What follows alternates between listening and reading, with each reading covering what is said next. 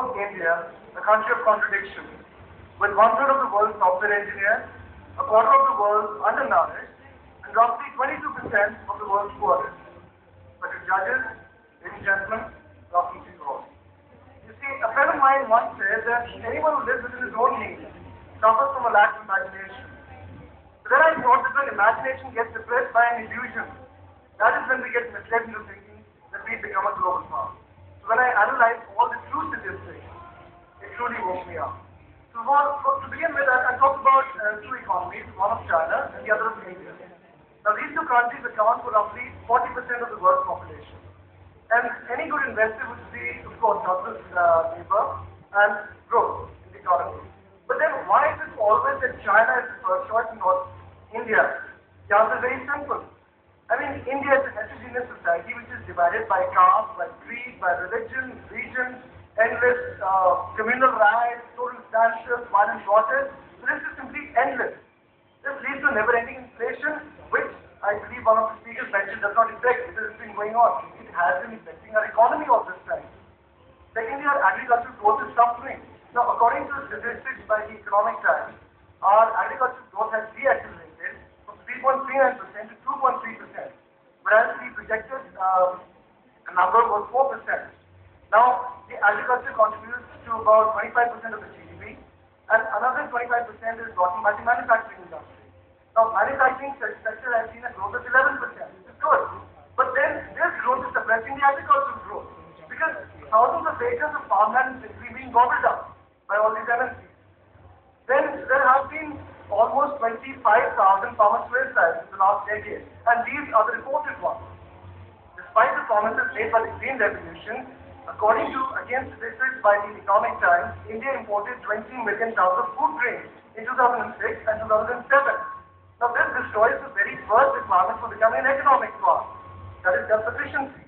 Had the topic been only that India's impact on global economy, I would have said yes, it has, because they are providing substance labor, but it is not enough to establish a new world order.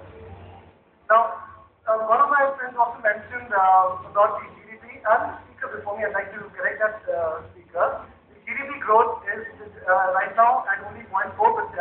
Today it is 6.23%. The economic growth is 9%.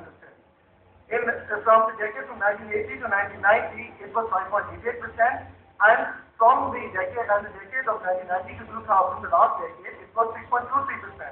So in the last 10 to 12 years, we've only seen a GDP growth of 0.4%. Now these statistics have been quoted by the RBI.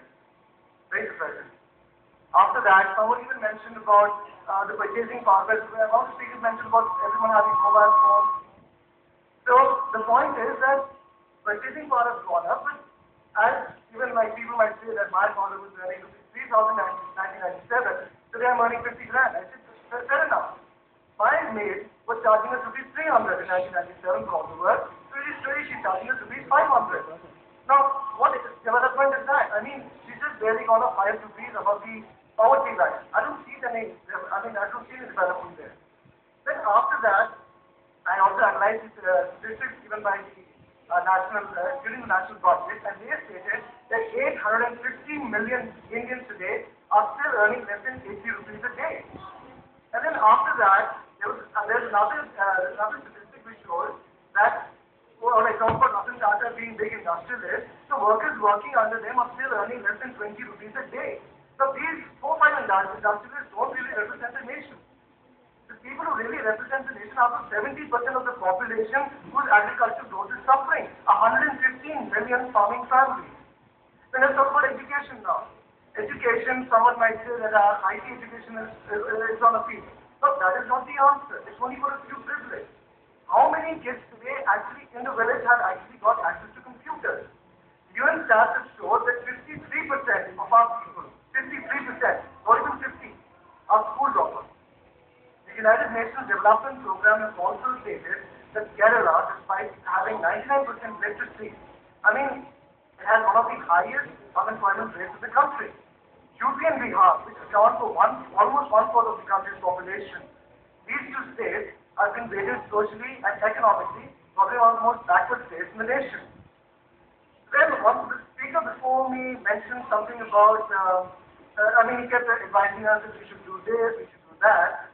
Sir, I just like to tell you that we are the ones who are actually stating what the problems are in the economy. So that's our job, sir. If you could just guide us on how actually our economy is flourishing. We know we are not, it's not good enough to establish a new world order. But then he talked something about the mindset of the people, which is precisely what we are saying. That is the problem right there. So it's something which you very arrogantly mentioned as a common sense. I would request you to just go over that part again.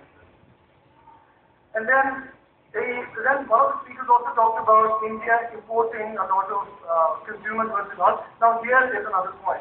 We are becoming consumers.